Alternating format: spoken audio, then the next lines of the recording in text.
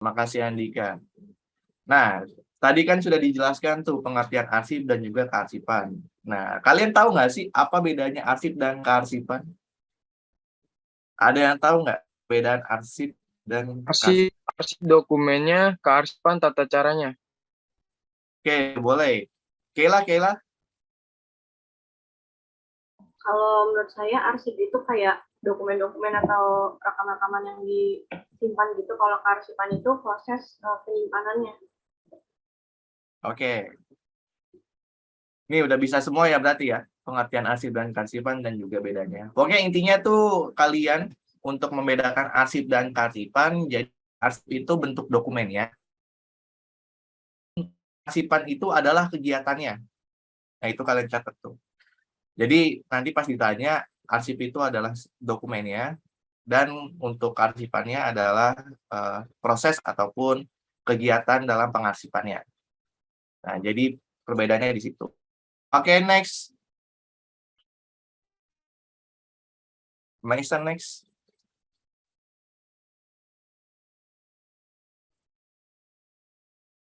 Ya, tadi, next lagi.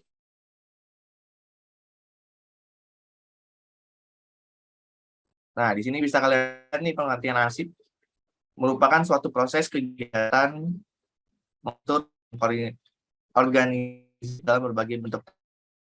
Nah, sehingga arsip dapat ditemukan disediakan dengan tepat, cepat, aman, dan lengkap pada saat diperlukan. Nah, ini adalah pengertian dari kearsipan. Oke, next.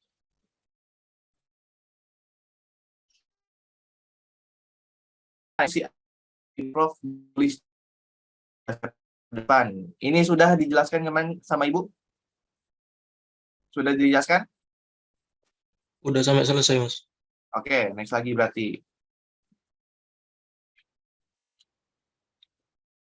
Di sini, menurut Undang-Undang Nomor 7 Tahun 1971 Pasal 1, apakah sudah? Udah sampai slide akhir.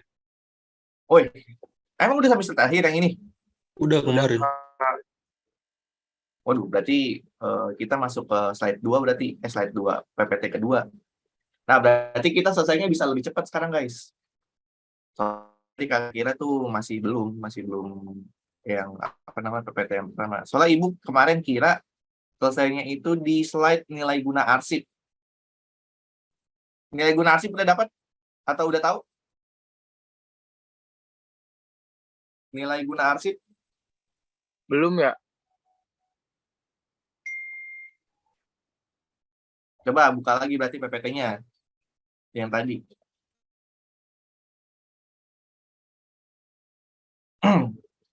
Bawah-bawah.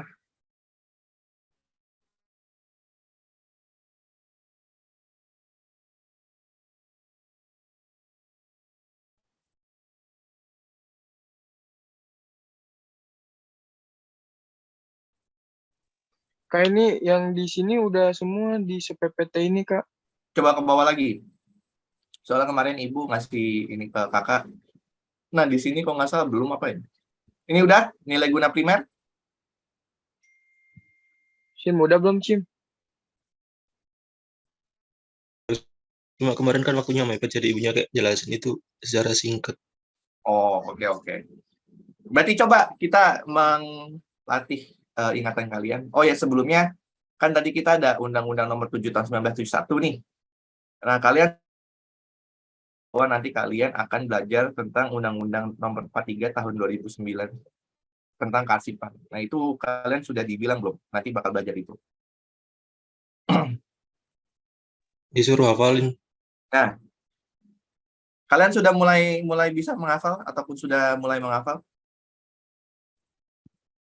Belum. Siapa aja yang belum? Siapa yang belum mulai? Tunjuk tangan.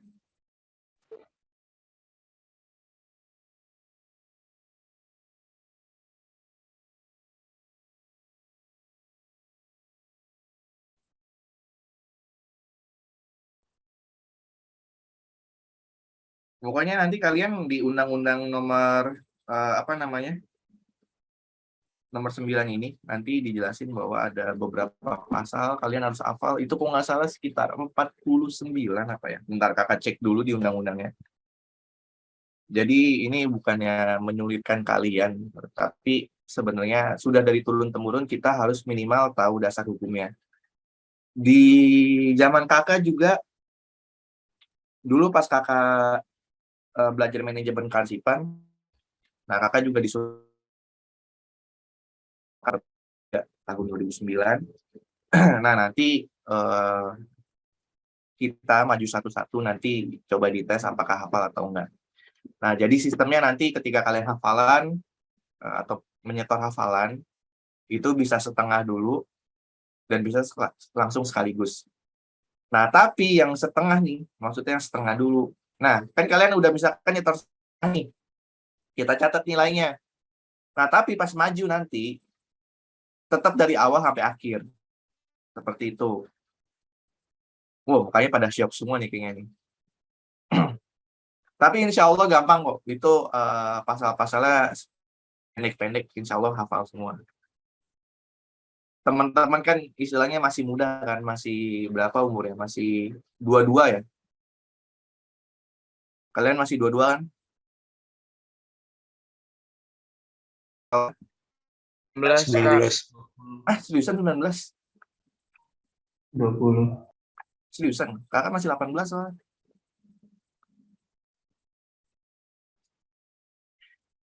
Nah, berarti kan masih belum di bawah, masih di bawah 20 kan, insya Allah masih bisa lah menghafal-hafal ya. Oke, kita lanjut ke nilai guna primer. Kalian bisa jelasin nilai guna primer meliputi apa saja? Ayo coba silakan yang mau menyampaikan.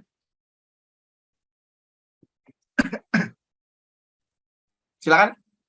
Ini ada bacanya padahal. Nimade.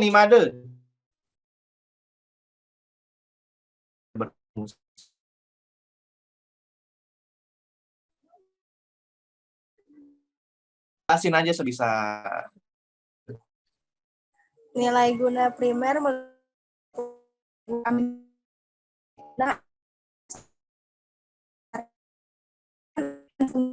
administrasi kita arsip. Guna arsip yang berisikan bukti-bukti atas penelitian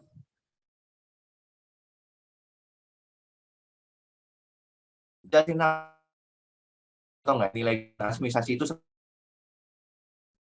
atau surat apa? Boleh tunjuk tangan?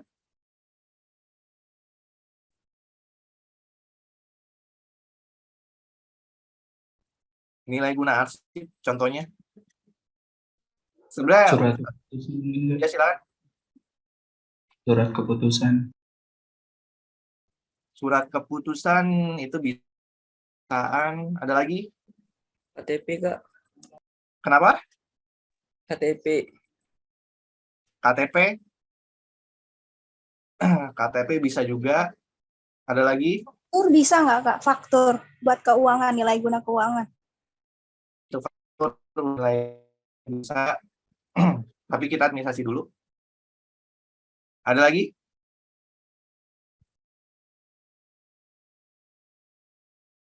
Sebenarnya nilai guna administrasi itu ya, contoh suratnya seperti surat-surat di perusahaan, ada surat perjanjian dan semacamnya. Nah, itu bisa masuk ke nilai guna administrasi. Nah, nilai guna keuangan tadi seperti ada faktur, surat beli dan semacamnya. Nah, itu bisa masuk ke nilai guna keuangan.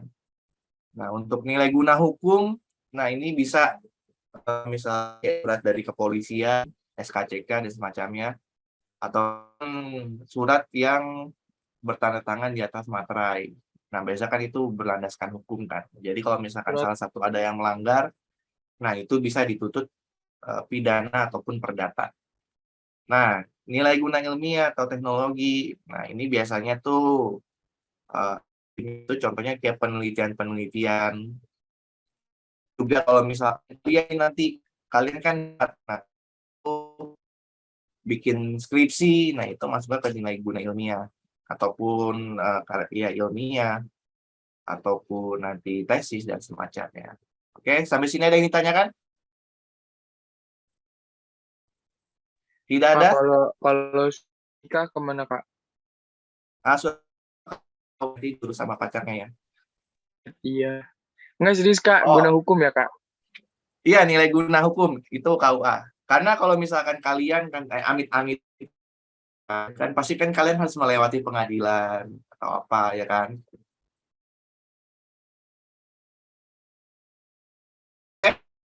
Lagi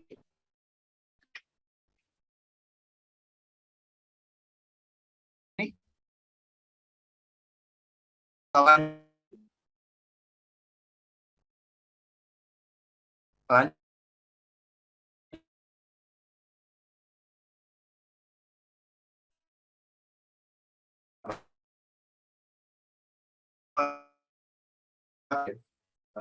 apakah bisa dilanjut guys? Ya Kak. Oke, next.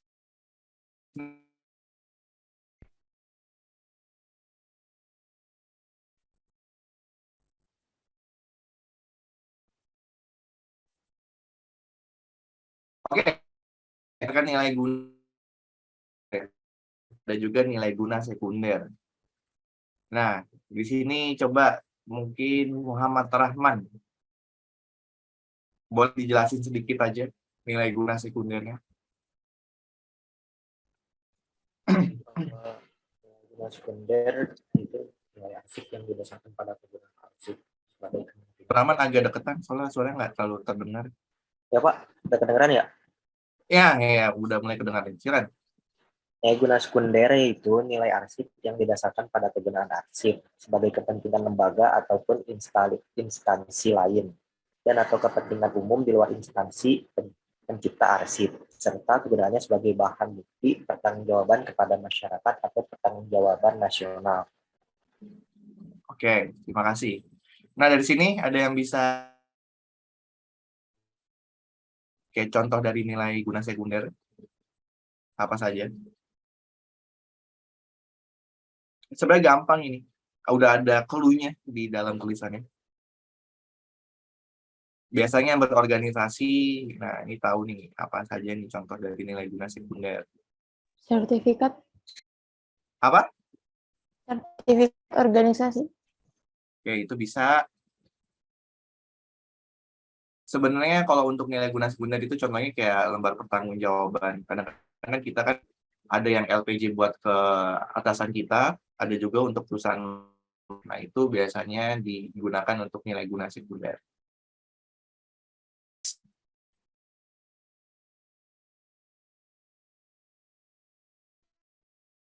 Nah, nilai guna sekunder itu meliputi yang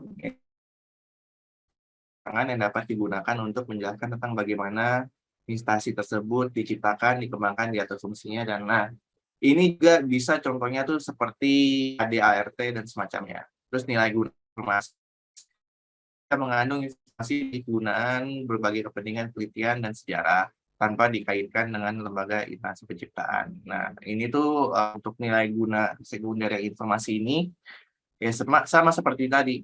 Misalkan contohnya ada kalian buat artikel terus di-upload di internet ya kan di jurnal, nanti kan itu kan sama aja kita tuh melaksanakan kan kearsipan. Nah, nanti artikel kalian akan dipublish memberitahukan penelitian apa yang sudah kalian lakukan ini sebagai pertanggungjawaban kalian. Nah, itu memunculkan informasi tentang penelitian kalian. Nah, ini biasanya tidak dikaitkan dengan lain. Oke, next lagi.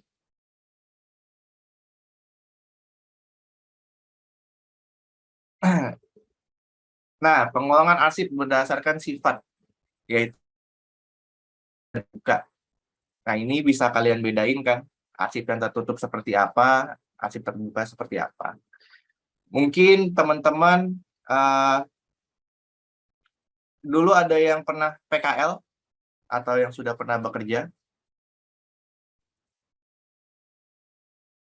Biasanya yang sudah pernah bekerja, apalagi di bidang rahasia.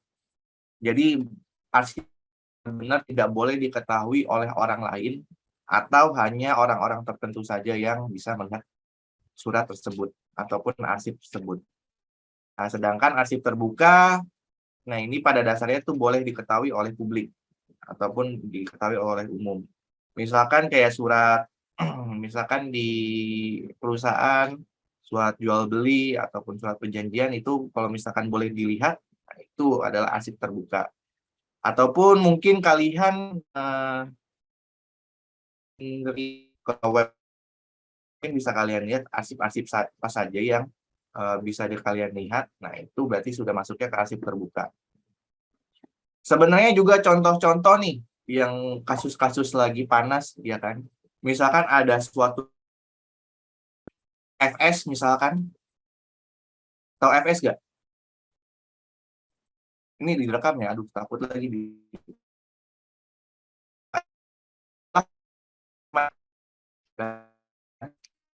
Misalkan ada surat nih dari pengacara, itu tuh sebenarnya itu udah masuk ke arsip terbuka. Oke, sampai sini paham?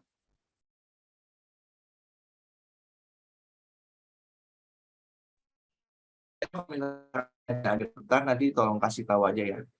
Jadi biar kalian lebih paham lagi. Oke, sampai sini. Sudah paham semua?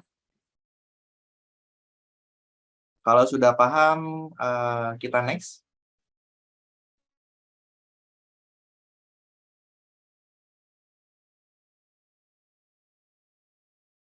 Pengelolaan arsip berdasarkan penyimpanan dan pemeliharaannya. Di sini itu ada arsip sentral, ada arsip pemerintah, ada arsip unit.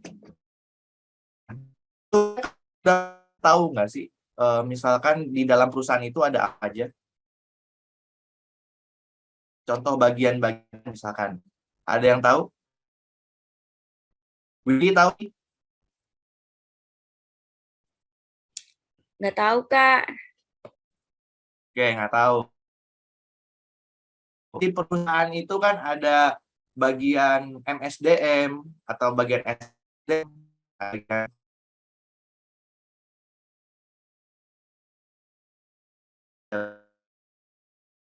Jadi semua arsip yang dilakukan di bagian-bagian tersebut dikumpulkan menjadi satu di unit karsipannya,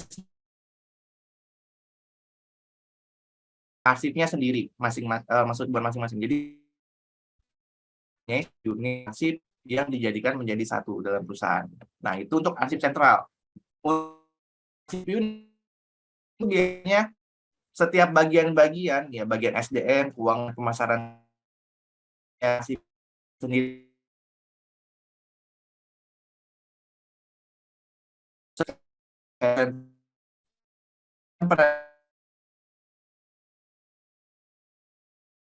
Desentralisasi. Ada yang pernah dengar? Ayo, ada yang pernah dengar atau tidak? Ayo, kalau misalkan nggak ada yang jawab, kita vote dulu. Sebentar, ini cara vote gimana? Vote. Nggak bisa vote. Tolong bikin vote dong. Apakah sudah tahu atau belum? Ini biasanya sentralisasi dan desentralisasi itu kalau misalkan kalian belajar, ini biasa di mata pelajaran bahasa Indonesia, atau mungkin kalian di sebelumnya, di semester sebelumnya, mungkin di bagian kesekretarisan ataupun kayaknya manajemen perkantoran kalian belum ya? Kalian udah belajar manajemen perkantoran belum? Belum, oke. Nah, jadi di sini ada perbedaannya itu arsip sentral, arsip unit. Nah, arsip pemerintah itu, ya contohnya kayak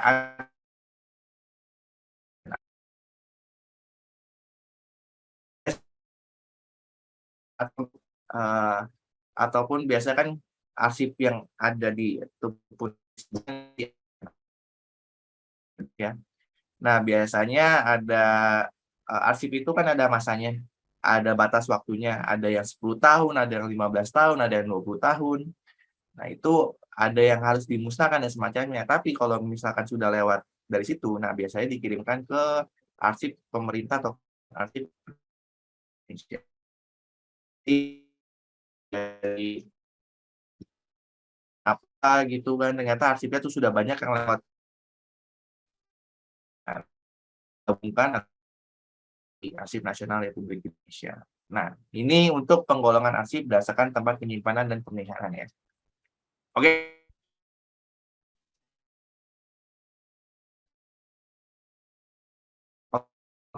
Penggolongan berdasarkan berkasnya. Atau benar ada himpunan dosir, berkas rubrik, ada berkas atau himpunan. Nah, di sini berkas himpunan seri itu biasanya dikelompokkan berdasarkan serisnya atau kesamaan jenis. Terus juga berdasarkan rubrik. Rubrik itu adalah kesamaan permasalahan. Nah, dorsir itu adalah kesamaan urusan atau kegiatan. Jadi ingat-ingat, yang series itu berdasarkan kesamaan jenis. Ingat, kesamaan jenis. Ini kakak nggak bahas LGBT ya, ini bahasnya arsip. Jadi ini kesamaan jenis. Untuk rubrik adalah dorsir atau berarti dari pun berada. Sampai sini paham? Oke, kalau Pak, yang berkas atau himpunan series itu berdasarkan apa? Barang-barang? Jenis, Kak. Jenis. Apa? Jenis. Jenis. Ulang, coba barang-barang. Mic-nya di barang-barang ya. 1, 2, 3. Jenis. Jenis. Oke. Yang kedua, berkas berdasarkan dorsir dulu. 3. Dorsir adalah kesamaan. Perusahaan nggak, Kak? Kenapa? Berdasarkan perusahaan. Salah, masih belum benar. Coba yang lain. Ada ingat?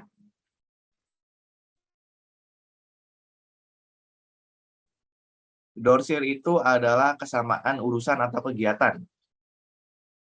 Kesamaan apa?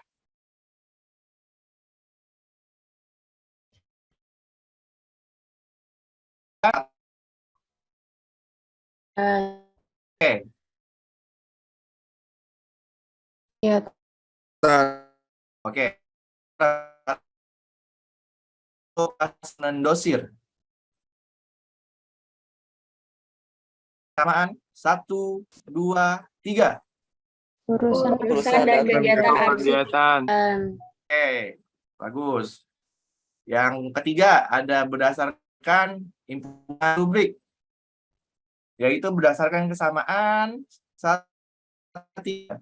permasalahan. permasalahan. Ulang sekali lagi 1, 2. Oke, pintar anak-anak. Tepuk tangan buat kita semua. Oke, berarti untuk berkas atau himpunan campuran adalah gabungan dari pengelompokan berkas berdasarkan kesamaan jenis kesamaan urusan. Oke, next.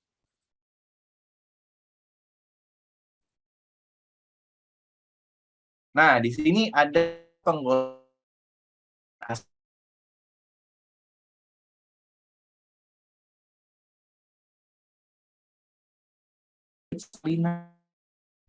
contohnya teman-teman First person ya, Kak, yang buatnya. arsip yang tidak ada badaknya.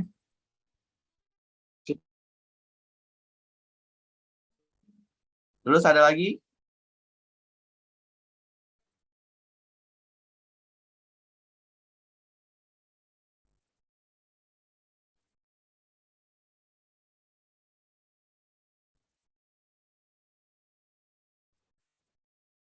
arsip asli, arsip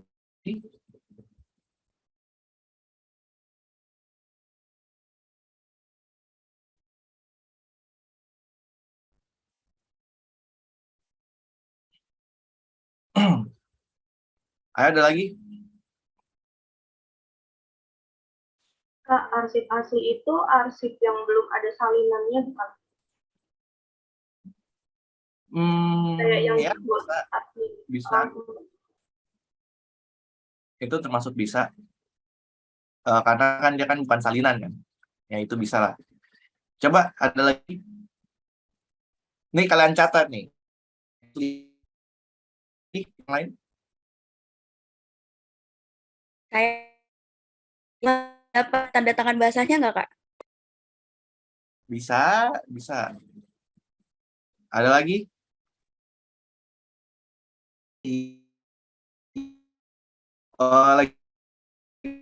Lagi. Nah, sebenarnya untuk arsip asli ini. Oke, untuk itu adalah arsip ataupun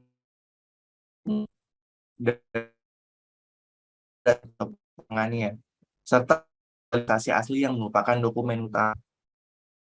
Jadi contoh nih, nanti aja contohnya gampang deh. Yang kedua, arsip tembusan. Apa yang dimasuk arsip apa namanya? Tembusan.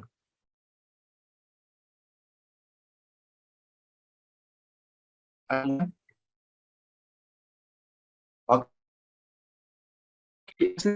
Buatnya kalau tembusan kita kasih ke orang yang berkepentingan buat tanda tangan bisa nggak sih, Kak? Bisa. Ya, Tuh, kayak tapi kan biasanya kan suratnya itu kan dia ada satu tuh. Nah, itu apakah dia menandatangani atau bukan? Coba Andika. Menurut kamu yang menandatangani atau tidak? Gimana? Ya. Nah, terus kan di situ ada kolom tanda tangan. Nah, arsip itu Yang yang misalnya saya gimana ya? Misalnya saya mau nyewa gedung nih. Habis itu masih ada dosennya kan, dosen kepentingan itu yang tanda tangan dosennya itu yang arsip tembusan ya kan, Kak? bisa. Ya kayak gitu, Kak, maksudnya. Oke, ada lagi yang lain? Ada lagi yang lain?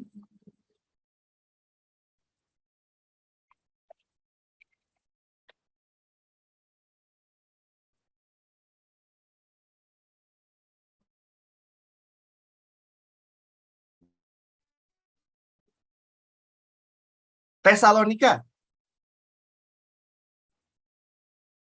Boleh kan? Apa itu arsip tembusan? Tidak apa-apa. Arsip tembusan itu kayak dokumen kedua atau seterusnya yang ditujukan untuk penerima lain selain penerima utama, Kak. Oke, benar. Jadi untuk arsip tembusan itu yaitu dokumen kedua atau ketiga dan seterusnya. Nah, di dalam prosesnya itu pembuatannya dibuat bersama dokumen asli. Nah, itu biasa. Nah, mungkin teman-teman pernah melihat kan ada surat, misalkan di namanya tembusannya kepala sekolah, wakil kepala sekolah,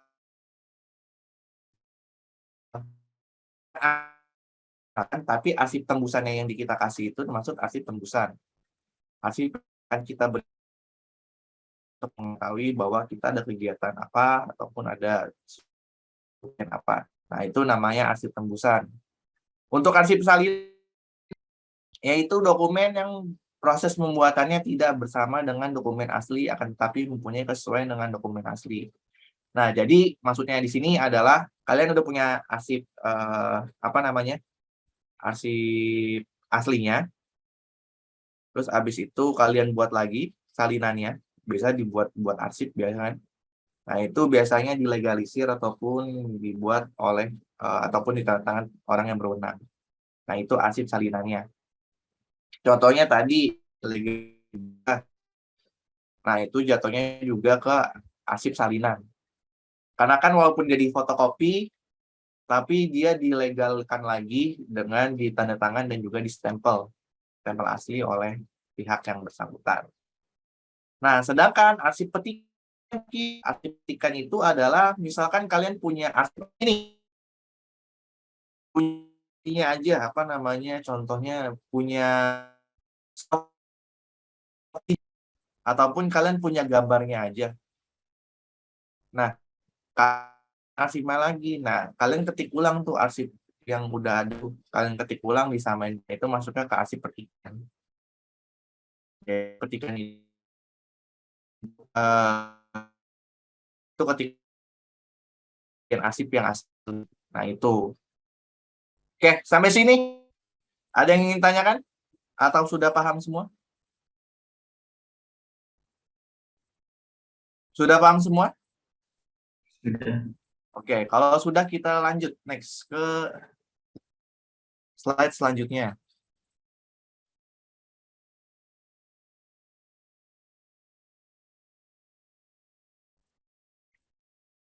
Nah, di sini kita masuk ke pengulangan arsip berdasarkan subjek. Ada arsip keuangan, ada arsip kepegawaian, ada arsip pendidikan, ada arsip pemasaran, ada juga arsip penjualan. Nah, itu coba kalian ada yang tahu maksud dari arsip-arsip tersebut? Ayo, ada yang tahu?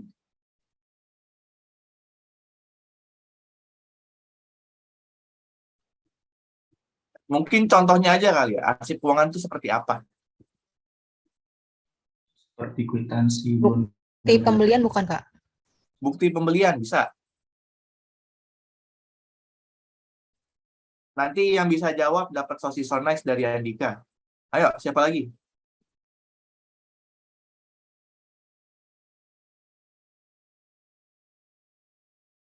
Tadi bukti pembelian sudah benar. Laporan keuangan, Kak. Boleh, Dias. Nah, terus ada apa lagi? Daftar gaji. Daftar gaji. Daftar gaji, Kak.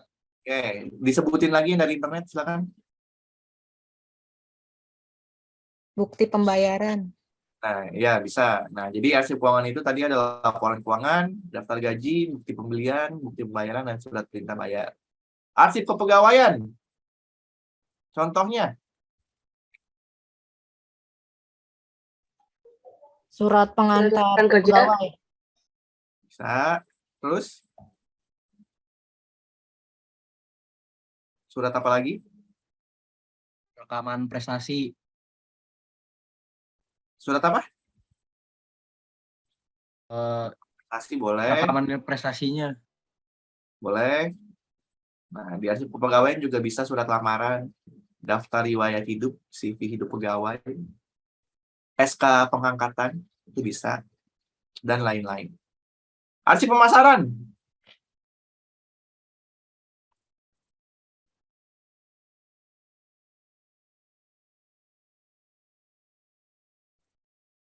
Arsip pemasaran, coba. Daftar Yang lain? harga. Daftar harga boleh. Surat pesanan termasuk? Surat pesanan termasuk? Iya, tadi surat pemesanan, surat pesanan itu termasuk arsip pemasaran atau bukan? Termasuk, Pak. Masuk, oke. Daftar pendidikan, arsip pendidikan. Ijazah. Daftar riwayat hidup. Riwayat hidup tadi masuknya ke pegawaian sih sebenarnya. Oh, Tapi surat bisa lamaran, Kak.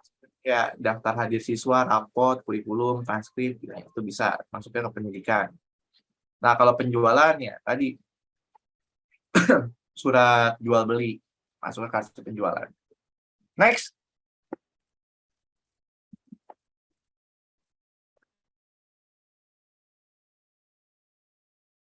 Nah, di sini penggolongan berdasarkan jangka waktu penyimpanan atau kepentingannya.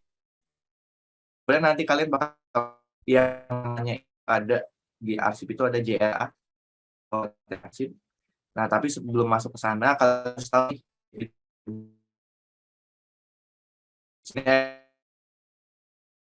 useful record, important record, vital record. Nah, masuk di material itu apa sih? Maksudnya non esensial. Saya Kak mau coba Kak. Oke, silakan Mage. Silakan. Yaitu arsip non esensial, yaitu arsip yang tidak memerlukan pengolahan dan tidak mempunyai hubungan dengan hal-hal yang penting sehingga tidak perlu disimpan dalam waktu yang terlalu lama. Oke, benar. Contohnya seperti apa?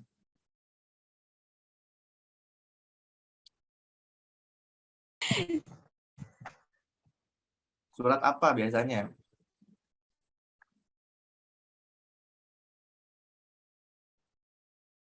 Oke, tadi benar ya kata yang Made. Sebenarnya untuk non-esensial itu arsipnya itu tidak terlalu penting. Yaitu arsip yang hanya mempunyai kegunaan informasi saja. Jadi hanya punya satu kegunaan. Contohnya kayak surat undangan ataupun surat pemberitahuan. Nah, itu kan misalkan cuma kita memberitahukan seseorang, nah orangnya udah tahu, nanti kan ya udah kegunaannya cuma sampai situ saja. Terus useful record. Useful. Useful.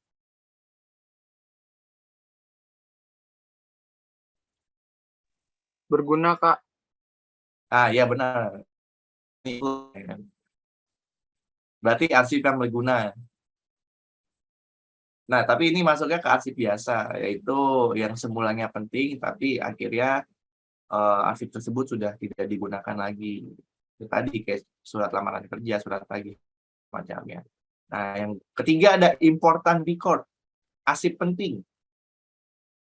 Ayo, coba arsip penting.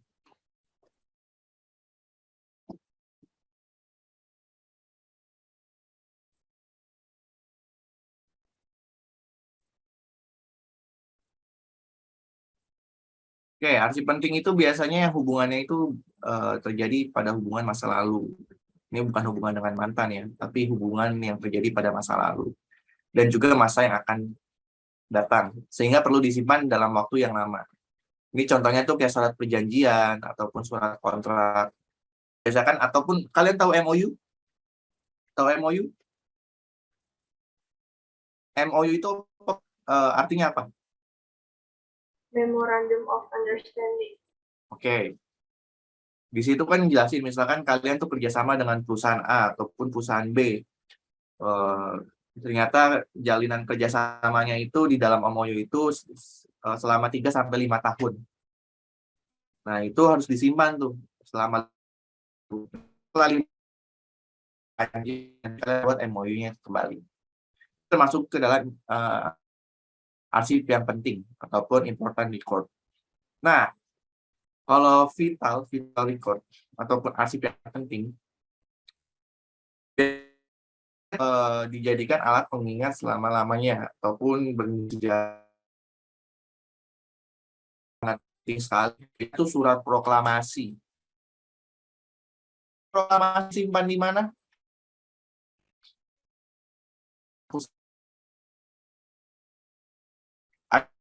Ada di mana?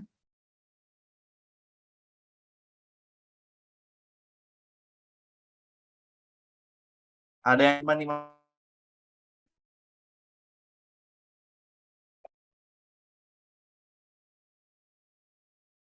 Sudah pernah ke nasional yang ada di Jakarta Pusat? Sudah pernah? Ada yang belum? Coba tunjuk tangan yang belum. Tunjuk tangan yang belum pernah ke Monas.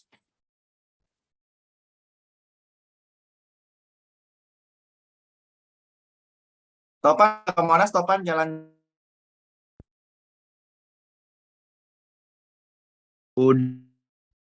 Sama siapa Topan? Macam-macam orang, Kak.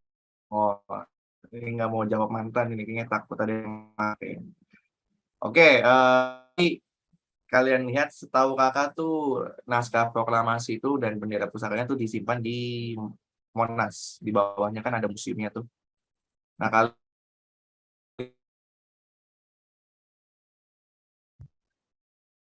karena di hari Senin itu tutup. Setiap museum di hari Senin itu semua tutup. Oke, sebenarnya ada yang terakhir itu ada arsip yang rahasia.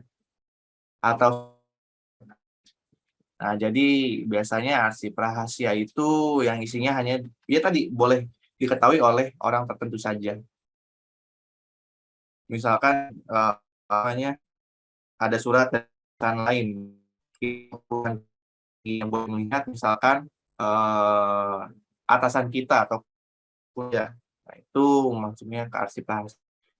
Walaupun kita nih kadang-kadang kan kita melihat nih dari itunya dilihat dia tuh arsip apa. Nanti kan ketahuan ada arsip biasa ataupun arsip rahasia, sangat rahasia ataupun sangat penting. Nah, dilihat tuh kalau misalkan udah sangat rahasia banget itu kita sebagai petugas arsip tuh nggak bisa melihat, kita hanya mencatat saja gitu.